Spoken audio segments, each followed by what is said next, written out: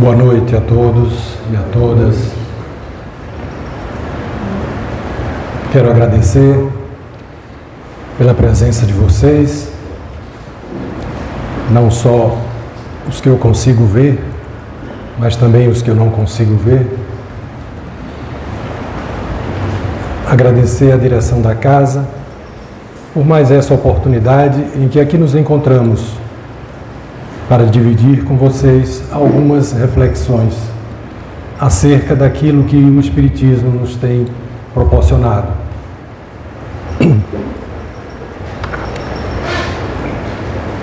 Antes de dar início às nossas reflexões,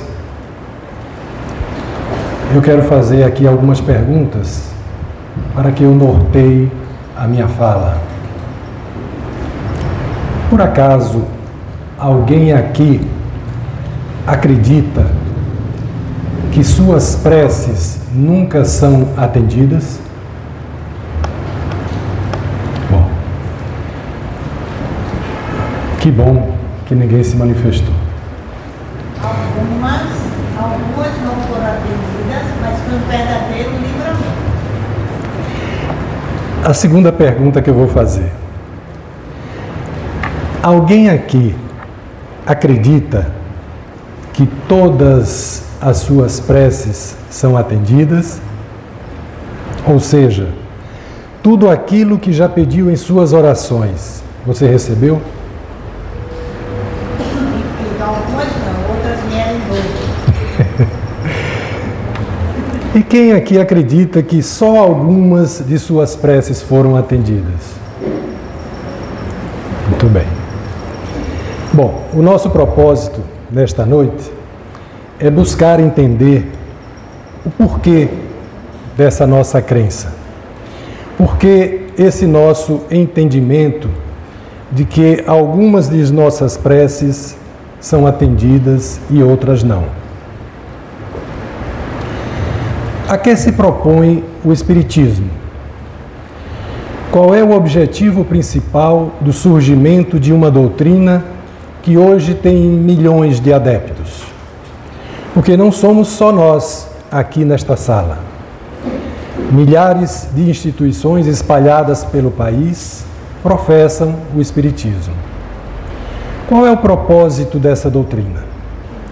Se nós fizermos uma retrospectiva, vamos perceber que o Espiritismo se diferencia de outras propostas religiosas. Se diferencia, não quer dizer que é superior, que é melhor ou que é exclusiva. Não é isso. Mas ela se diferencia. O Espiritismo se propõe a promover em nós um estado de consciência, uma espécie de despertamento, uma mudança na maneira de enxergar a vida, de compreender a vida. E assim, a partir dessa nova compreensão, nós passamos a atuar no mundo de uma forma diferenciada, trazendo felicidade, trazendo paz, trazendo uma harmonia interior e coletiva. Por esse motivo, a gente precisa entender o porquê de algumas recomendações sobre a prece que são apresentadas no Evangelho segundo o Espiritismo. E para a gente entender isso, nós temos que penetrar nos objetivos do Espiritismo. Porque, como eu falei, o Espiritismo é uma doutrina diferenciada. E também repito mais uma vez, não é melhor, nem maior, nem superior, nem inferior a qualquer outra doutrina. Mas ela tem uma proposta diferenciada, que é de levar a criatura humana à consciência de sua condição de espírito imortal, da continuidade do eu. Esse é o principal objetivo do Espiritismo. Tudo o mais deriva dessa proposição.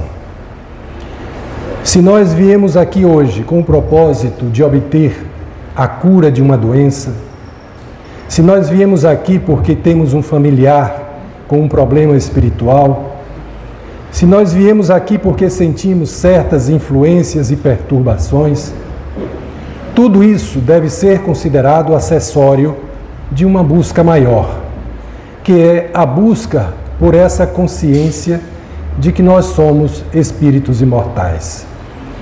Porque o Espiritismo se propõe a muito mais do que curar corpos, mais do que harmonizar desequilíbrios familiares, mais do que atender a necessidades imediatas.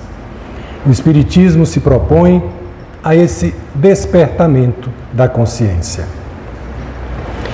Por isso que a ida a um centro espírita não deve acontecer como nós fazíamos, ou muitos de nós ainda fazemos, como se fôssemos a um culto religioso, em que a gente passa a semana inteira estressado, errando, se culpando, e num dado momento da semana a gente vai ao culto religioso para buscar uma redenção, para buscar uma absolvição.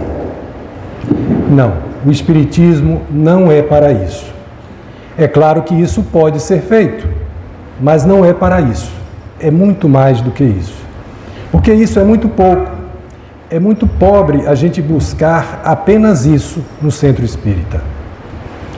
É possível extrair mais. A oferta é muito mais rica do que atender a esses pedidos.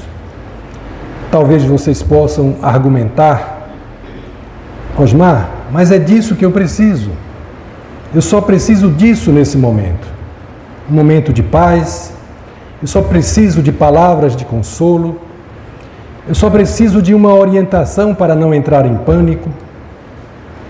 É claro que o Espiritismo proporciona que você atenda essas necessidades imediatas.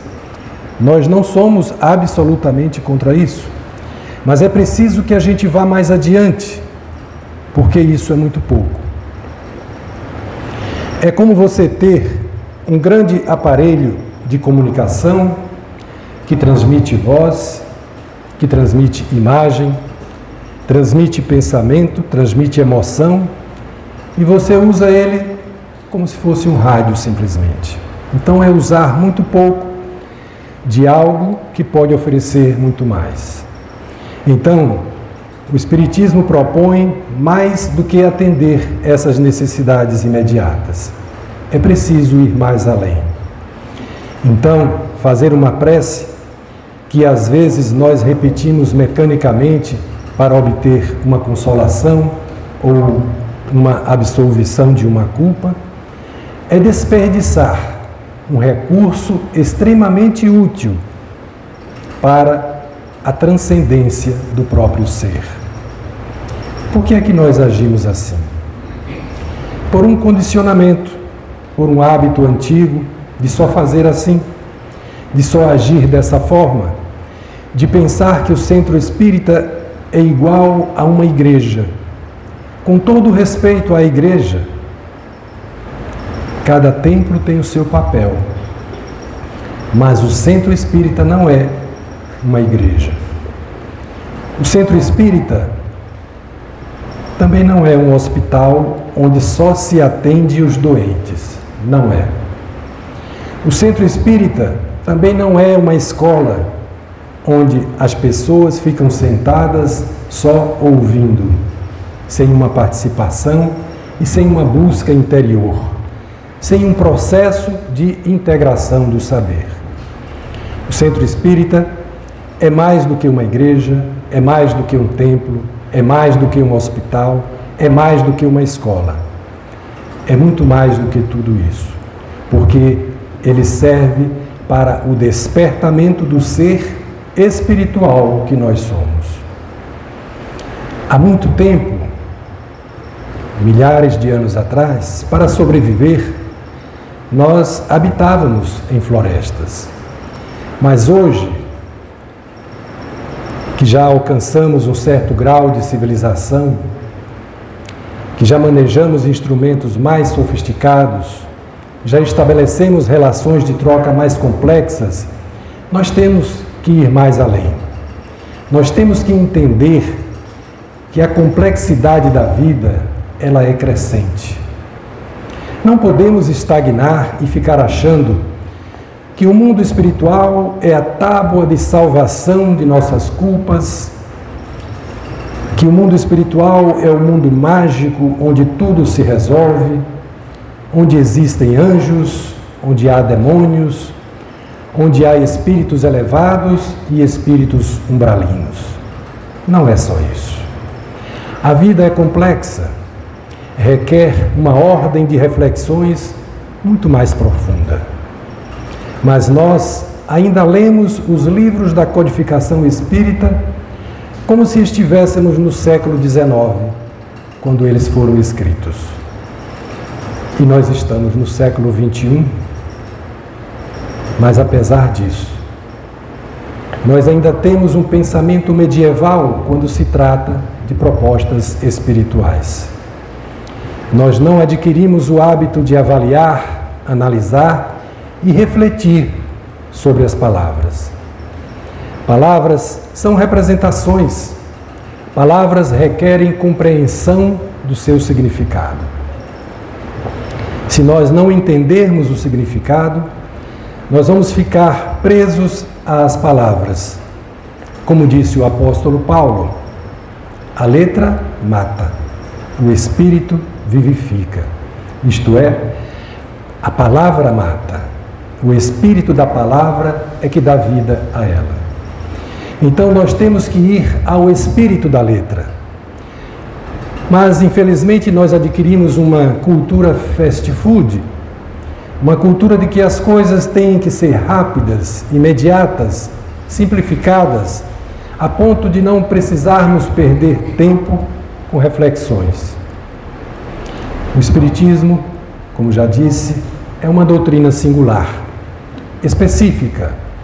Não se propõe a manter um estado de espírito de inércia, onde a gente vai para o centro espírita para obter vantagens da divindade.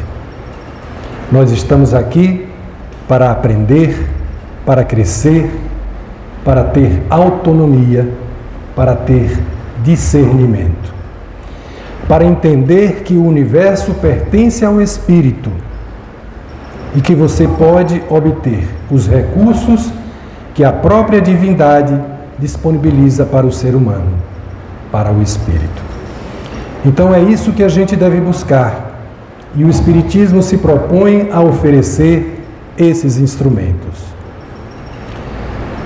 No capítulo 1, versículo 6 da carta de Tiago, nós encontramos a seguinte afirmativa: peça com fé, porque o que duvida é semelhante à onda do mar, que é levada pelo vento e lançada de uma para outra parte. O que é que Tiago está dizendo com essa expressão? Ele está se referindo à necessidade de não se duvidar. Não duvidar quando se pede alguma coisa, quando se solicita alguma coisa de Deus. Porque uma oração, para ter poder, ela requer do indivíduo duas coisas. Primeiro, uma emoção forte, um desejo forte, um desejo ardente. E em segundo lugar, uma certeza de que aquilo vai acontecer. Talvez vocês possam dizer, mas como assim, Osmar? Por acaso isso é ideia da minha cabeça? De maneira alguma.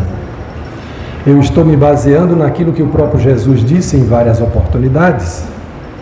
Uma delas, por exemplo, é quando ele aponta para o Monte das Oliveiras e diz assim: porque em verdade vos digo que qualquer que disser a este monte, ergue-te e lança-te no mar, e não duvidar em seu coração, mas crer que se fará aquilo que diz, tudo o que disser será feito.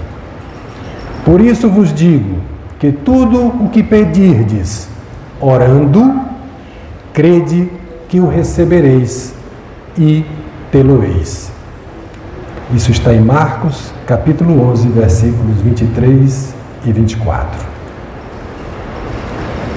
Prestem atenção que Jesus disse assim: pediu, recebe. Então, se alguém disser, eu pedi e não recebi, se acontecer isso, é porque algo está errado. Porque Jesus diz que tudo aquilo que pedirdes, crendo que irás receber, será feito, acontecerá. Olhem bem o advérbio que ele usa. Tudo. Ele não está dizendo é mais ou menos, é isso ou é aquilo. Ele está dizendo tudo. Como ele também afirma, todo aquele que pede, recebe. Todo é todo, não são alguns. O único requisito é ter a certeza que vai receber. Ou seja, não pode duvidar. Porque a dúvida, ela é dissolvente. Quando eu começo a pensar alguma coisa que eu posso fazer, se eu duvidar, eu vou terminar criando um problema para mim. Por quê? Porque aí eu começo a entrar num estado de achar que eu não sou capaz de conseguir realizar aquilo e vou terminar me sabotando. É o que se chama de autossabotagem. Duvidar. Duvidar de si, duvidar de que é capaz. Você percebe que uma pessoa é cheia de dúvida quando ela usa muito a palavra tentar. Se eu pedir a uma pessoa para fazer alguma coisa e ela disser, vou tentar, eu já digo para ela, precisa mais não. Esqueça. Porque o tentar é justamente você dizer, eu não vou conseguir. Eu vou procurar fazer, mas eu não vou conseguir. E nós temos que aprender a ter certezas, principalmente para conosco. Se eu quero fazer alguma coisa, eu tenho que ter em mente que eu vou conseguir fazer aquilo. Não é aula de autoajuda não, viu gente? Quando a gente pensa assim, eu vou fazer um concurso, mas eu não sei se eu vou passar. Já não vai mesmo. Como é que eu vou fazer um concurso, se é que eu estou estudando, né? Eu estou estudando. E aí diga, eu vou tentar o concurso. Então não faça. Se você vai tentar, você vai perder. Coloque na sua mente, eu quero passar nesse concurso. Para isso, eu vou estudar. Aí eu vou passar. Porque o único requisito é estudar. Porque estudando, você aprende e se coloca em condições de passar. Agora, se você colocar uma dúvida, na hora do concurso vai dar branco, vai tremer, vai esquecer. Normalmente, isso é algo que nós temos muito conosco. Duvidar da nossa capacidade, duvidar de que somos capazes de realizar. Nós precisamos parar com esse pensamento, de ficar o tempo todo achando que nós somos incompetentes para fazer algo. Não. Simplesmente, o que você tem que fazer é aprender a fazer a coisa. O Espiritismo me deu essa consciência de que eu sou um espírito imortal, ou seja, eu sei que o meu eu continua. O meu eu continuará a existir. É claro que eu não estou me referindo ao personagem Osmar. Osmar é apenas um dos muitos personagens que o meu espírito já utilizou para dar continuidade à sua evolução. Então, o que Osmar precisa fazer é desenvolver novas habilidades, adicionando-as ao conjunto de habilidades que já foram conquistadas pelos demais personagens utilizados pelo meu espírito nas existências anteriores. Então, é para isso que eu estou aqui. É para isso que vocês estão aqui. Para construir, para desenvolver novas habilidades. Se nós não fizermos isso, estaremos desperdiçando o nosso tempo. Estaremos desperdiçando essa nossa encarnação. Então, nós não devemos duvidar da nossa capacidade de realizar algo. Porque quando você começa a exercitar uma habilidade, você termina conseguindo aquilo que quer. E isso é muito importante, porque muitas vezes nós reprimimos em nossa sombra as nossas capacidades. A psicologia utiliza muito esse termo, né? A sombra.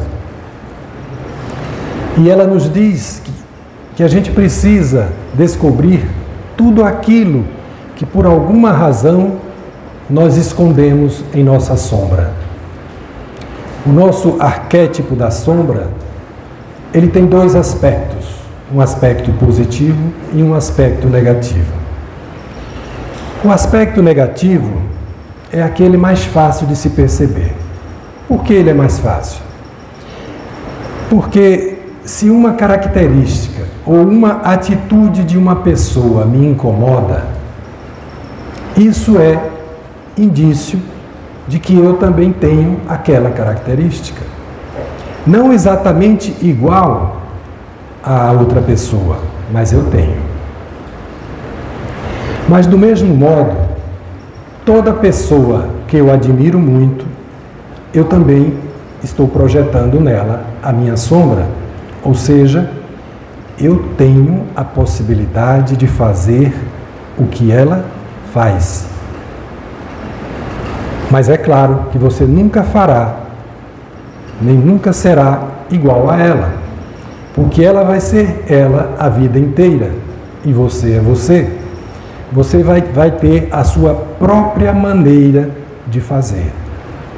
Então, em nossa sombra, nós escondemos tanto o nosso lado negativo, as qualidades más que nós temos vergonha de admitir, como também escondemos e reprimimos o nosso lado positivo, as qualidades boas.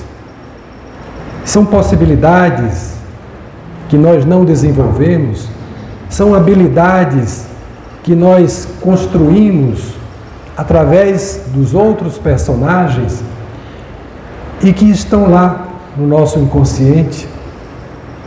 Então, muitas vezes nós não desenvolvemos essas habilidades, essas possibilidades, porque na própria família nós fomos, de certa forma, impedidos de realizar. É a forma como às vezes os pais se referem aos filhos quando não sabem lidar com eles.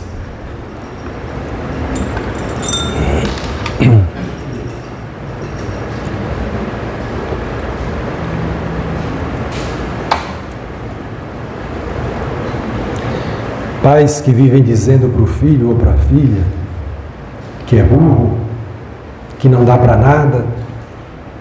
O que é que ele está fazendo? Ele está dando uma ordem, uma sugestão praticamente pós-hipnótica, porque a mãe ou o pai estão usando a autoridade que eles têm sobre a criança.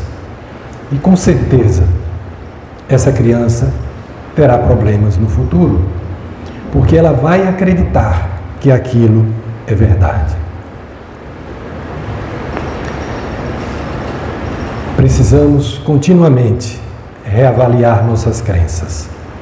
Quando nós temos uma crença, ela pode nos ajudar a impulsionar para a frente, ou pode simplesmente nos afundar.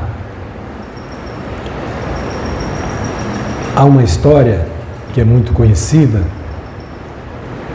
que eu vou relembrar a vocês. No final vocês vão saber quem é o personagem. Era uma criança que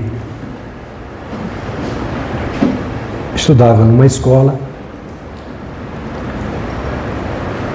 e a direção da escola deu a essa criança uma carta para que ele entregasse à mãe dele quando chegasse em casa. E ele prontamente foi para casa, entregou a carta para a mãe. A mãe abriu a carta e ele, curioso, perguntou: o que é que diz a carta, minha mãe? E a mãe disse: meu filho, aqui na carta está dizendo que você é um aluno diferenciado, que os outros colegas seus estão abaixo do seu nível, que a escola não tem condições de educar você, porque você está muito à frente. Então eles sugerem que eu eduque você em casa, que eu ensine a você em casa. E assim foi feito. A mãe educou a criança. Passaram-se os anos. Depois que a mãe faleceu, um certo dia, aquela criança, hoje já homem, encontra aquela carta. E ele fica surpreso ao ver o que estava escrito na carta. A carta dizia que ele estava expulso por ser um péssimo aluno. Mas, educado pela mãe em casa, esse péssimo aluno transformou a vida da humanidade com invenções como a roda de borracha, o gravador de voto eletrográfico, a embalagem a vácuo, a bateria de carro elétrico, a câmera cinematográfica e a mais importante de todas, a lâmpada. Estamos falando de Thomas Edison. Então, quantos de nós temos reprimido em nossa sombra coisas que poderíamos ter realizado e não realizamos? Que nós não desenvolvemos por medo, não desenvolvemos por causa de uma crença que foi colocada em nossa mente, por duvidar de nós mesmos, por não se olhar de maneira positiva. Então, cada um de nós precisa aprender a ter uma imagem positiva de si mesmo. Talvez alguns de vocês possam dizer: mas Osmar, eu já tenho 50, 60, 70 anos. E eu lhes digo: que tal você desenvolver algumas habilidades que você ainda não possui e cuja falta hoje lhe impede de alcançar uma melhor condição de vida, tanto no aspecto material como no aspecto espiritual. Novas habilidades que podem lhe deixar mais preparado para o futuro, mais preparado tanto para o seu retorno à dimensão espiritual, como para a próxima reencarnação. Quando Jesus fala no pedir, ele diz assim: todo aquele que pede, recebe. Pedi e recebereis. A questão que se apresenta é: o que você está desejando? Porque ao fazer uma prece, você está exprimindo um desejo. O que é que você está pedindo? E como é que você está pedindo? Quando Jesus diz assim, todo aquele que pede recebe, ele está falando que existe uma lei. Agora, essa lei, ela exige que você coloque emoção naquilo que você está pedindo. E além disso, que você não tenha dúvida de que vai receber. Tem uma passagem que é muito interessante, narrada no capítulo 17 do Evangelho de Mateus. Após aquela reunião mediúnica que aconteceu no alto do Monte Tabor, em que Jesus tinha levado Pedro, Tiago e João, e lá no alto do Monte Tabor, materializaram-se os espíritos de Moisés e Elias. E terminada a reunião, eles descem. Na descida, inclusive, se vocês verificarem no Evangelho de Mateus, Jesus fala que o Elias já tinha vindo, que era João Batista. Mas quando eles chegam lá embaixo, aproxima-se de Jesus um homem, pondo-se de joelhos diante dele, dizendo: Senhor, tem misericórdia de meu filho, que é lunático e sofre muito, pois muitas vezes cai no fogo e muitas vezes na água. E trouxe-o aos teus discípulos e eles não puderam curá-lo. Aí Jesus diz: ó geração incrédula e perversa, até quando estarei convosco? Até quando vos suportarei? Trazei-mo aqui. E continua o Evangelho. Repreendeu Jesus o demônio que saiu dele, e desde aquela hora o menino sarou. Então os discípulos, aproximando-se de Jesus em particular, disseram: por que não podemos nós expulsá-lo? E Jesus lhes disse: por causa de vossa incredulidade. Porque em verdade vos digo que se tiverdes fé, como um grão de mostarda, direis a este monte: passa daqui para acolá, e há de passar, e nada vos será impossível. Mas esta casta não se expulsa senão por oração e jejum. Isso está em Mateus capítulo 17, versículos 17 a 21. Aí a gente pode se perguntar: o que será que foi que aconteceu?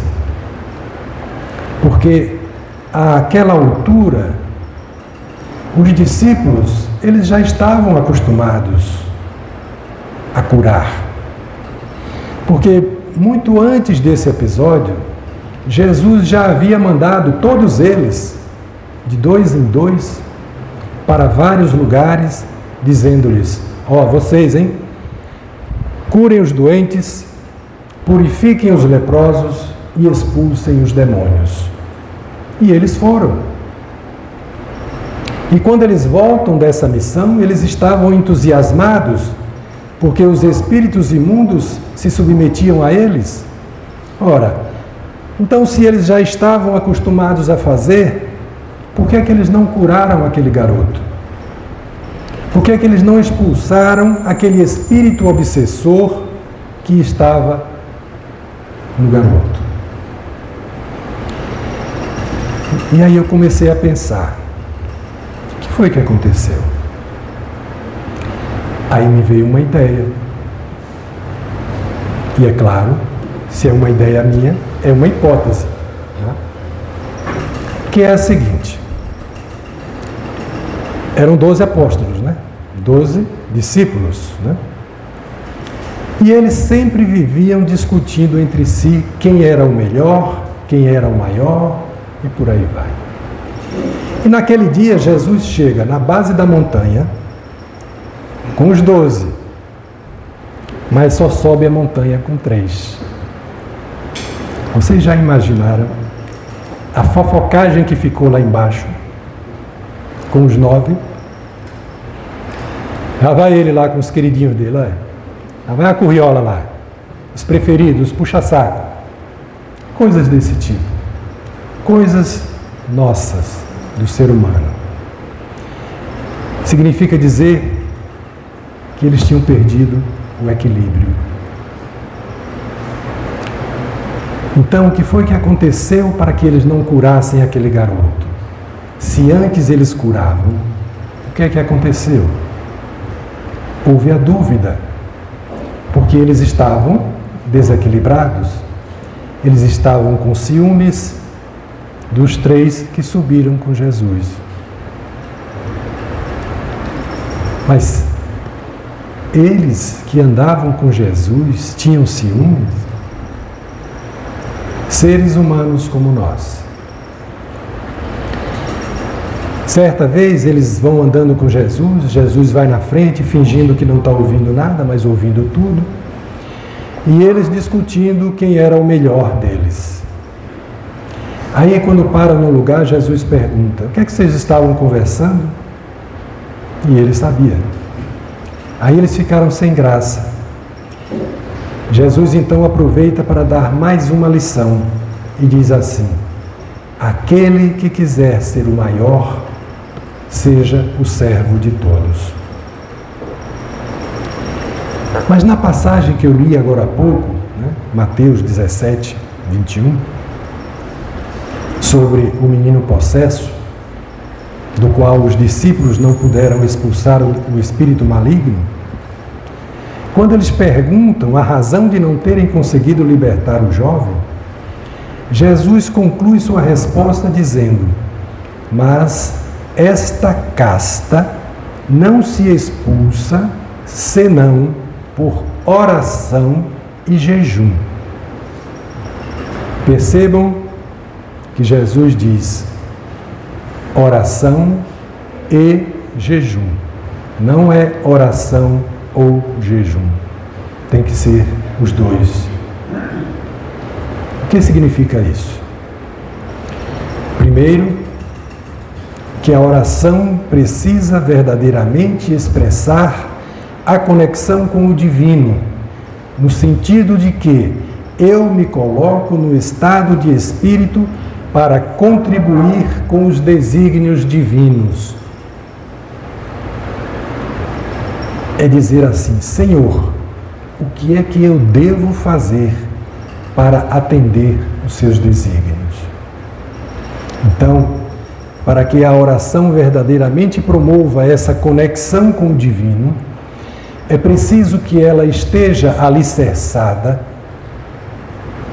em uma emoção forte, em um desejo ardente e também na certeza de que aquilo vai acontecer. E como é que eu tenho essa certeza? O que me dá a certeza é o fato de saber que eu estou disposto a fazer tudo o que for preciso para realizar esse desejo. Eu vou aprender a fazer as coisas, eu quero integrar esse saber. Isso significa confiança na minha capacidade de aprender e de realizar. E confiança também no suporte que eu recebo da espiritualidade superior. É a confiança que se expressa naquela máxima: ajuda-te, que o céu te ajudará.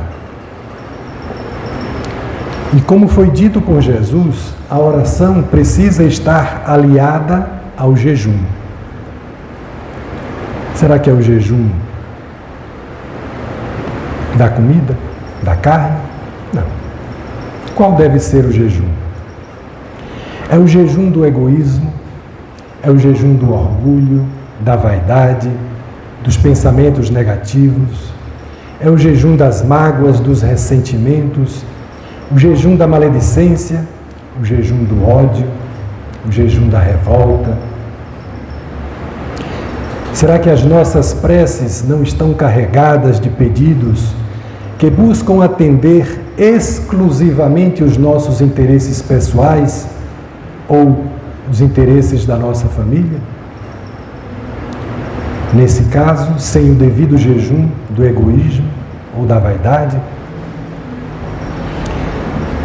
Será que ao pedirmos paz, nós estamos contribuindo para que ela aconteça, buscando construí-la em nosso íntimo?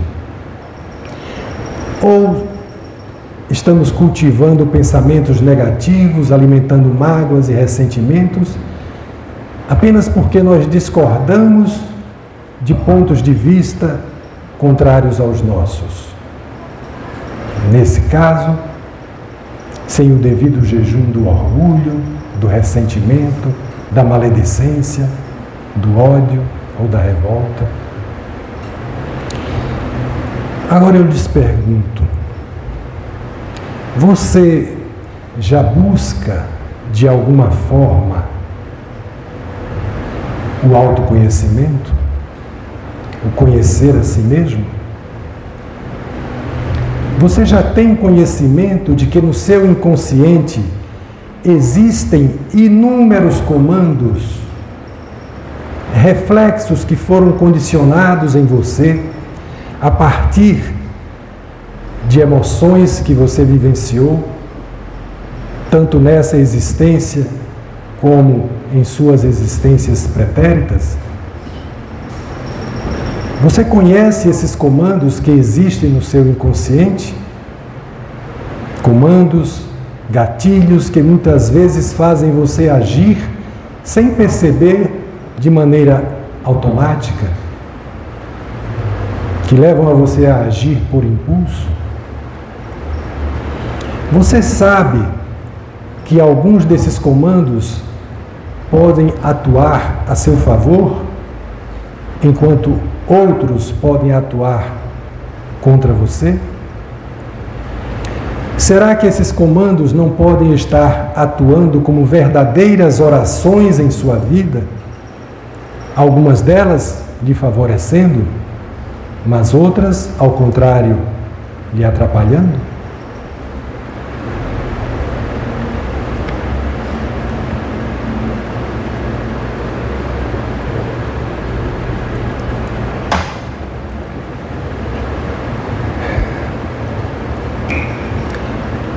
Por isso é que eu acredito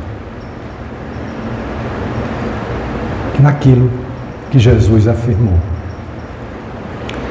Todas, absolutamente todas as nossas orações são atendidas. O que acontece é que muitas são formuladas sem que delas tenhamos consciência. A pergunta que não quer calar: o que você pensa fazer a respeito?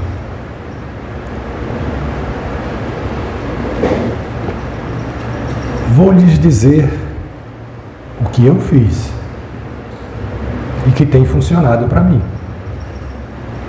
Mas, como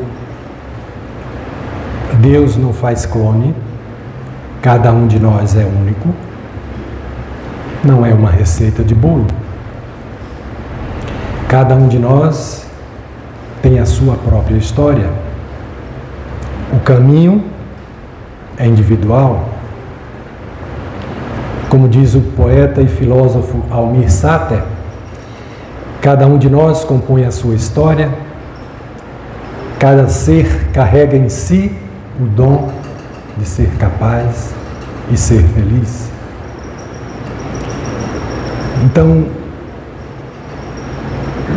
o exemplo que eu vou dar para vocês me remete a alguns anos atrás, aproximadamente 30 anos, quando eu me encontrava no início dos meus 40 anos, de 40, 42, por aí. E eu, naquela busca, minha família era bem tranquila, bem estável. Eu, minha esposa, nossos 2 filhos, ainda pequenos. Mas eu sempre fui, apesar da aparência não demonstrar, interiormente sempre fui muito inquieto.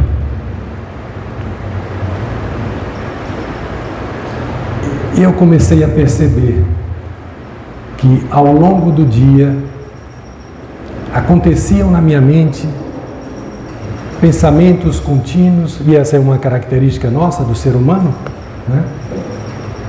Do pensamento ser contínuo. E eu comecei a perceber que havia alguns pensamentos que não me colocavam para cima, ao contrário, me colocavam para baixo. E eu não tinha controle sobre esses pensamentos. Como eu não posso estar permanentemente vigiando os pensamentos, né? Porque as nossas atividades são muitas, as distrações também. Eu pensei comigo, eu preciso estabelecer, fazer um plano para que pelo menos uma parte do meu dia, uma parte dos meus pensamentos, eu tenha a certeza de que esses pensamentos vão me ajudar, vão me impulsionar.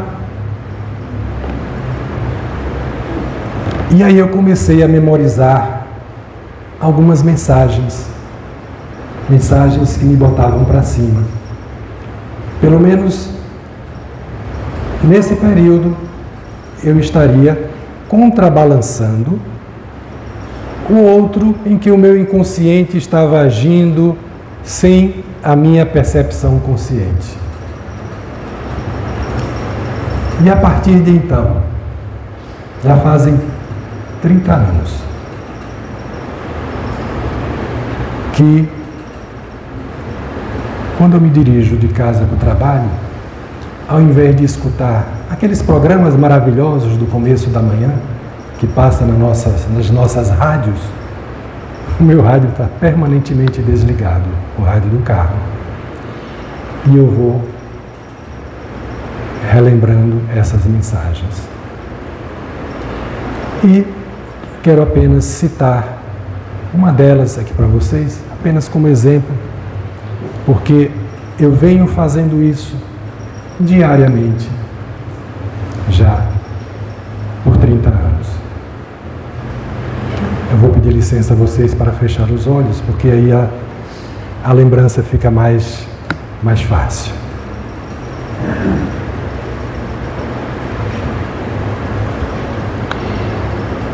Na infinidade da vida onde estou, tudo é perfeito, pleno e completo. Vivo em harmonia e equilíbrio com tudo e todos que conheço. Bem no centro do meu ser, existe uma fonte infinita de amor. Agora, deixo esse amor vir à tona. Ele enche meu coração, meu corpo, minha consciência, todo o meu ser, e irradia-se de mim em todas as direções, voltando a mim multiplicado. Quanto mais amor uso e dou, mais tenho para dar. O suprimento é infinito. Sinto-me bem com o amor, e essa sensação é uma expressão de minha alegria interior. Eu me amo, portanto, cuido carinhosamente do meu corpo. Amorosamente eu o alimento com comidas e bebidas nutritivas. Amorosamente exercito e arrumo o meu corpo. E ele, com carinho, me responde com saúde e energia vibrantes. Eu me amo, portanto dou-me um lar confortável que atende minhas necessidades e onde sinto prazer de morar. Encho seus cômodos com a vibração do amor e assim, todos os que neles entram, eu inclusive, sentem esse amor e por eles são nutridos. Eu me amo, portanto, trabalho no que realmente gosto de fazer, usando meus talentos e habilidades criativas. Trabalho para e com pessoas que amo e que me amam, recebendo um fantástico pagamento pelos meus serviços. Eu me amo, portanto, ajo e penso de forma carinhosa com todos, pois sei que o que dou volta a mim multiplicado.